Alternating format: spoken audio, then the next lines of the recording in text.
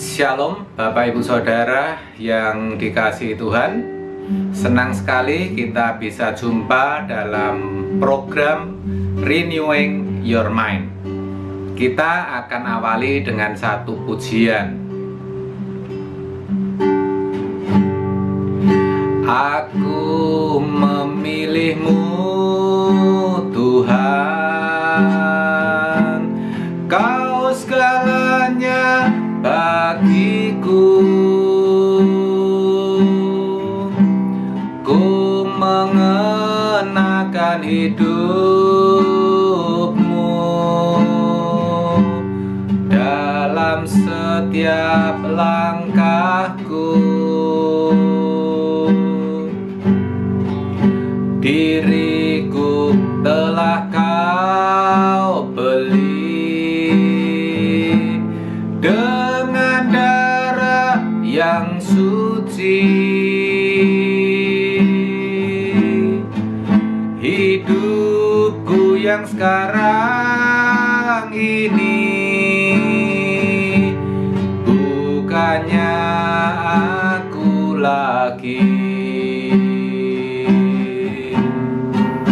Indahnya gemerlap dunia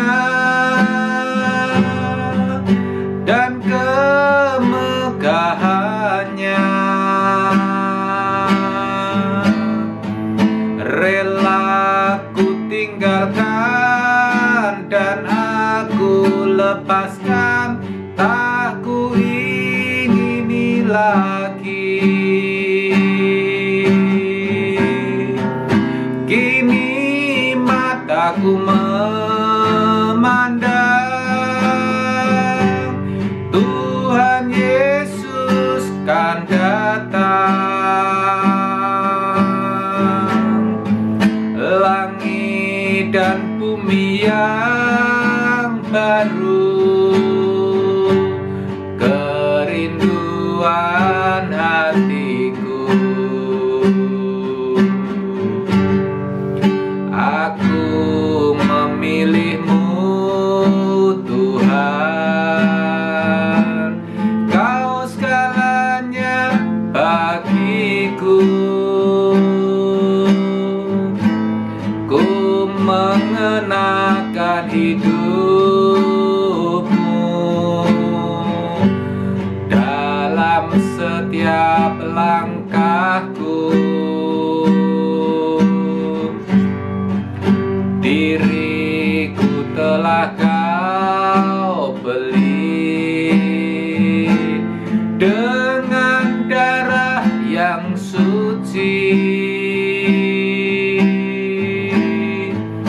Hidupku yang sekarang ini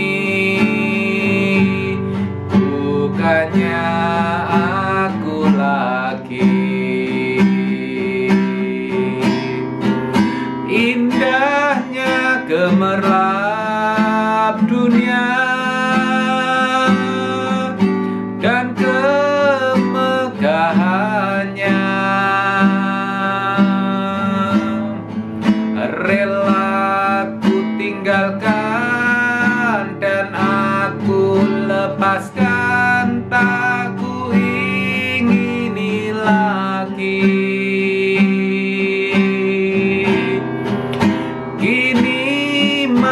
Aku memandang Tuhan Yesus kan datang. Langit dan bumi yang baru, kerinduan hatiku. Langit dan bumi yang baru, kerinduan hatiku.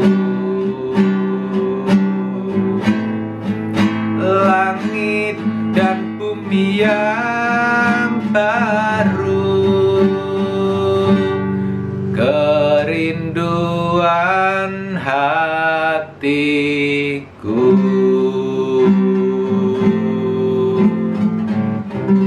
Mari kita berdoa.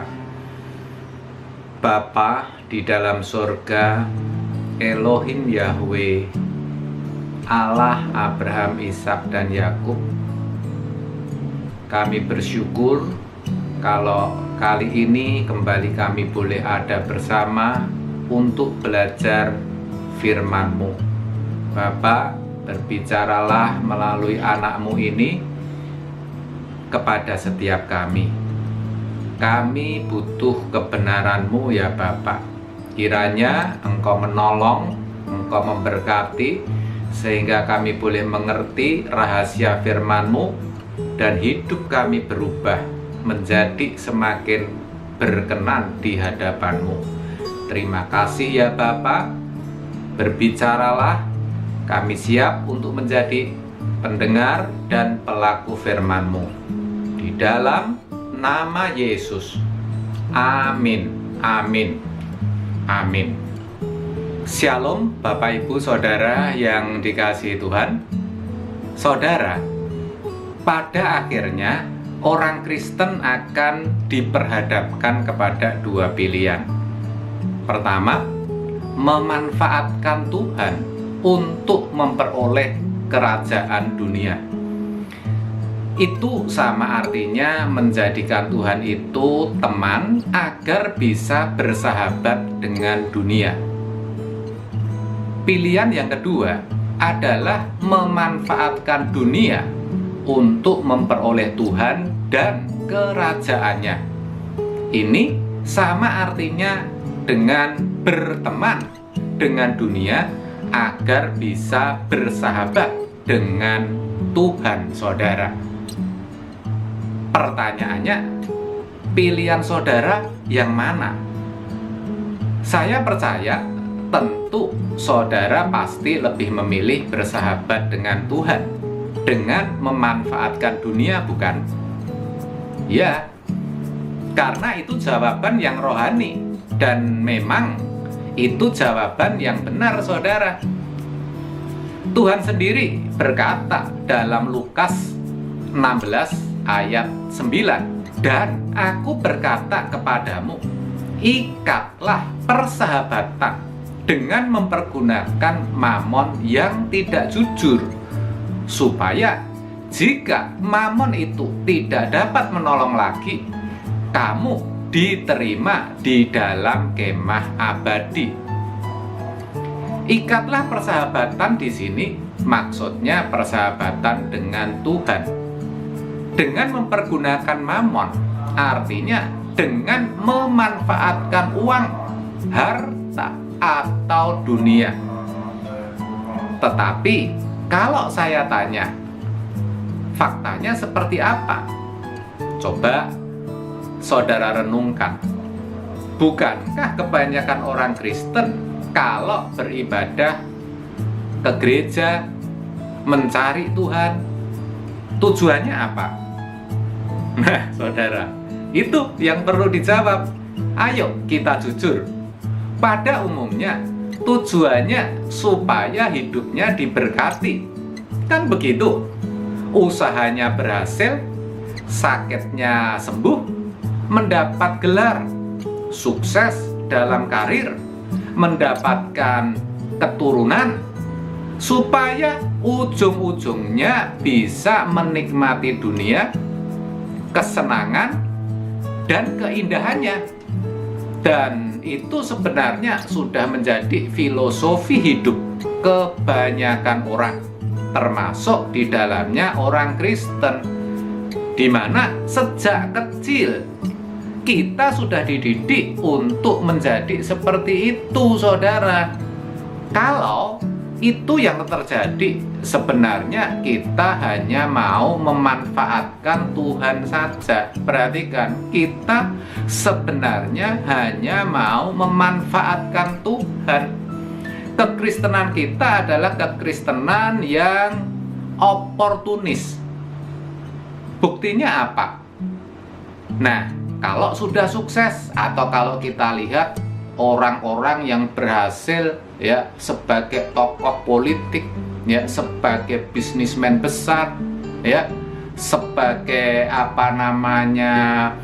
orang yang begitu sibuk dengan kegiatan-kegiatan yang luar biasa, ya, tidak sedikit di antara mereka yang mengabaikan ibadahnya.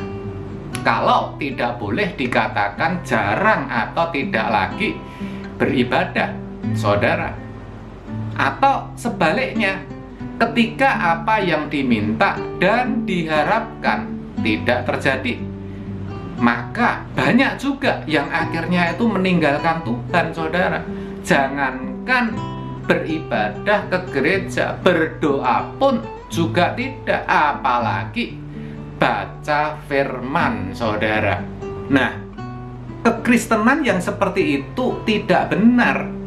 Itu bukan yang Tuhan kehendaki, saudara. Saudara harus tahu bahwa Tuhan menghendaki agar kita bisa berteman dengan dunia, memanfaatkan dunia, agar bisa bersahabat dengan Tuhan. Ingat, Tuhan Yesus berkata, "Kamu adalah sahabatku. Aku tidak lagi menyebut kamu hamba, tetapi aku menyebut kamu sahabat." Yohanes 15 ayat 14-15. Saudara, pertanyaannya, apakah kita, saudara dan saya, mau menjadi sahabat Tuhan, mau bersahabat dengan Dia? Nah, itu yang perlu dipersoalkan. Pertanyaannya sekarang, bagaimana agar kita bisa menjadi sahabat Tuhan, bisa bersahabat dengan Tuhan, saudara? Caranya, kita jangan bersahabat dengan dunia. Sesederhana itu, tetapi juga sesulit itu. Jangan bersahabat dengan dunia. Berteman sih boleh, tetapi jangan dijadikan sahabat, saudara.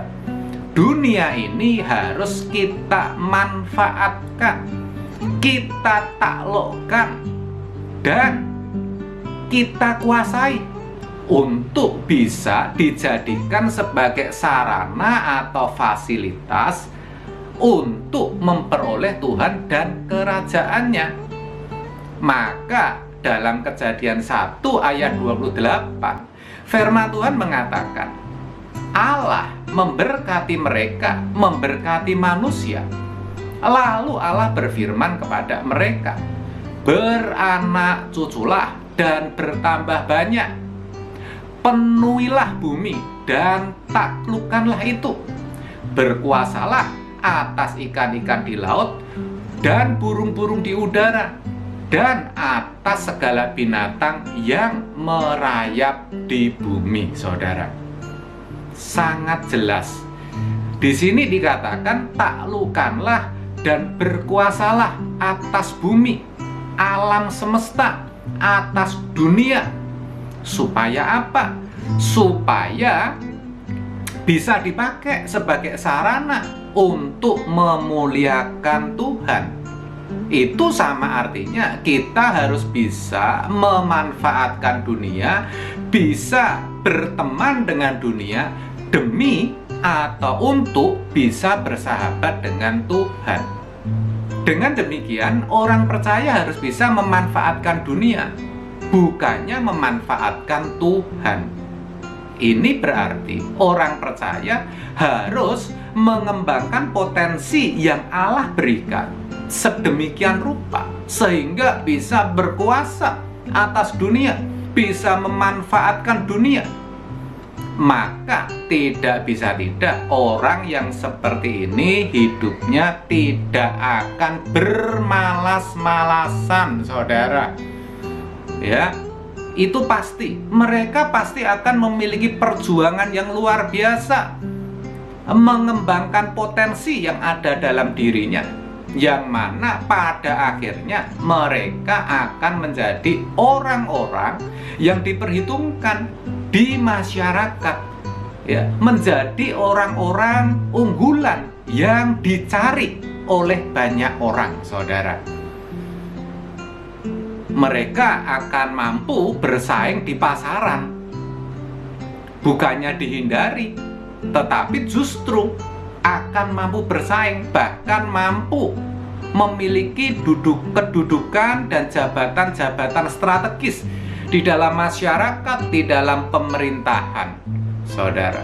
Dengan demikian, bukan tidak mungkin mereka akan menjadi orang-orang yang berhasil, dan memang seharusnya demikian, karena itulah yang Allah kehendaki bagi setiap orang percaya, saudara. Dan tentu karena mengerti akan kebenaran, maka ketika berhasil, mereka akan menjadikan semuanya itu hanya untuk memuliakan Tuhan, hanya untuk kepentingan Tuhan saja, bukan untuk kepentingannya sendiri. Terkait hal itu, firman Tuhan di dalam 1 Korintus 10 ayat 31 mengatakan, jika engkau makan atau jika engkau minum atau jika engkau melakukan sesuatu yang lain, lakukanlah semuanya itu untuk kemuliaan Allah. Jadi ketika orang percaya, ketika orang Kristen, saudara dan saya menjadi orang-orang yang berhasil, memiliki kedudukan, jabatan, semua harus dikembalikan untuk kemuliaan Tuhan, untuk bersahabat dengan Tuhan. Nah, sekarang kita tahu bahwa kekristenan yang benar itu sesungguhnya tidak anti kekayaan, saudara. Orang Kristen itu boleh saja kaya, bahkan sangat mungkin, perhatikan, sangat mungkin untuk menjadi orang-orang yang berhasil, menjadi orang-orang yang sukses, atau ekstrimnya sangat mungkin atau berpotensi untuk menjadi orang-orang kaya, saudara. Ya, selama kekristenan yang dia pahami itu benar. Yang membedakan dengan orang dunia adalah kalau orang dunia memakai keberhasilannya itu untuk kepentingan pribadinya dan untuk membangun kerajaan dunia serta menikmatinya. Ya, saudara, tetapi bagi orang percaya, semua untuk kepentingan sahabatnya, yaitu Tuhan Yesus. Sayang sekali, tidak semua orang Kristen memahami hal ini dengan baik, sehingga yang terjadi bukannya mereka bisa menguasai dunia, tapi justru dikuasai, bahkan dikloning oleh dunia, sehingga bukan hanya menjadi serupa dengan dunia, tapi malah menjadi anak-anak dunia. Padahal sangat jelas firman Tuhan mengatakan, janganlah kamu menjadi serupa dengan dunia ini. Roma 12 ayat 2, saudara. Jadi tidaklah heran kalau banyak orang Kristen tidak bisa memanfaatkan dunia, tapi sebaliknya malah dimanfaatkan dunia. Bukannya berteman dengan dunia, tapi bersahabat dengan dunia. Sungguh amat sangat disayangkan, saudara. Sebab itu, melalui kebenaran ini, jelas sudah, saudara, bahwa jangan sampai kita dikuasai oleh dunia. Harus selalu diingat, saudara, bahwa dunia dengan segala isinya akan lenyap. Biarlah kita sebagai umat yang sudah dipilih oleh Tuhan bisa memanfaatkan dunia untuk kemuliaannya. Dengan demikian, kita bisa menjadi sahabat Tuhan sejak di bumi ini sampai di keabadian nanti. Amin. Tuhan Yesus memberkati. Mari kita berdoa. Bapa, kami sungguh bersyukur berkesempatan untuk belajar firman-Mu. Ampuni kami kalau selama ini kami cenderung memanfaatkan Engkau ya Bapa untuk bersahabat dengan dunia. Padahal semuanya akan berakhir, semuanya akan lenyap. Bapak, kami sadar, kami mau berubah. Mulai saat ini, kami akan memanfaatkan dunia agar kami bisa bersahabat dengan Engkau. Bapa, tolonglah kami. Terima kasih ya Bapak. Menyerahkan setiap yang mengikuti program ini, merenungkan, menyimpan di dalam hati dan berjuang untuk melakukan. Kami percaya Engkau memberkati kehidupannya ya Bapak. Jika sebentar program ini selesai, kami berpisah, melanjutkan aktivitas kami masing-masing, Engkau menyertai. Dan kami terima berkat-berkat terbaik yang daripadamu, berkat jasmani, berkat rohani, damai sejahtera dan sukacita di dalam Kristus, serta persekutuan dengan Roh Kudus menyertai kami sekalian mulai saat ini sampai selama-lamanya. Amin, amin, amin. Terima kasih Bapak Ibu Saudara atas kebersamaan kita. Selamat melanjutkan aktivitas. Tuhan Yesus memberkati. Salam RWM dan sampai jumpa.